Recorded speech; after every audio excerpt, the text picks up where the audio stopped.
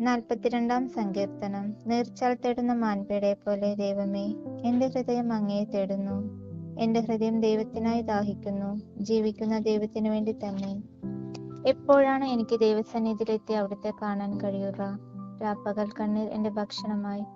എവിടെ നിന്റെ ദൈവം എന്ന് ഓരോരുത്തർ നിരന്തരം എന്നോട് ചോദിച്ചു. ജനക്കൂട്ടത്തോടൊപ്പം ഞാൻ പോയി. ദേവാലയത്തിലേക്ക് ഞാൻ അവരെ ഘോഷയാത്രയായി നയിച്ചു. ആഹ്ലാദാരവും കൃതജ്ഞതാഗീതങ്ങളും ഉയർന്നു. ജനം ആർത്തുല്ലസിച്ചു. ഹൃദയം പൊട്ടിക്കരയുമ്പോൾ ഞാൻ ഇതെല്ലാം ഓർക്കുന്നു. എന്റെ ആത്മാവേ, നീ എന്തിനു വിഷാദിക്കുന്നു? നീ എന്തിനു നെടുവേർപ്പെടുന്നു? ദൈവത്തിൽ പ്രത്യാശ വയ്ക്കുക.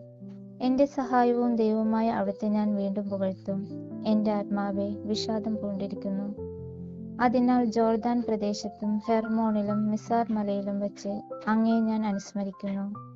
അങ്ങയുടെ വെള്ളച്ചാട്ടങ്ങളുടെ ഇരമ്പൽ കൊണ്ട് ആഴം ആഴത്തെ വിളിക്കുന്നു. അങ്ങയുടെ തിരമാലകളും ഓളങ്ങളും എന്റെ മീതെ കടന്നു പോകുന്നു.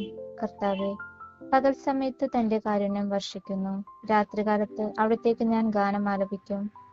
എന്റെ ജീവന്റെ ദൈവത്തോടുള്ള പ്രാർത്ഥന തന്നെ. അവിടുന്ന് എന്നെ മറന്നതെന്തുകൊണ്ട്? ശത്രുവിന്റെ പീഡനം മൂലം എനിക്ക് വിലപിക്കേണ്ടി വന്നത് എന്തുകൊണ്ട് എന്ന് എന്റെ രക്ഷാശിലയായ ദൈവത്തോട് ഞാൻ ചോദിക്കും. നിന്റെ ദൈവം എവിടെയെന്ന് ശത്രുക്കൾ എന്നോട് ചോദിക്കുന്നു. മാരകമായ മുറിവ് പോലെ ആ നിന്ദനം ഞാൻ ഏൽക്കുന്നു. എന്റെ ആത്മാവേ, നീ എന്തിനു വിഷാദിക്കുന്നു? നീ എന്തിനു നെടുവേർപ്പെടുന്നു? ദൈവത്തിൽ പ്രത്യാശ വയ്ക്കുക. എന്റെ സഹായവും ദൈവവുമായ അവിടുത്തെ ഞാൻ വീണ്ടും പുകഴ്ത്തും. ദൈവവചനമാണ് നാം കേട്ടത്. ഈ വചനങ്ങളാൽ കർത്താവ് നിങ്ങളെല്ലാവരെയും അനുഗ്രഹിക്കുമാറാകട്ടെ. ആമേൻ.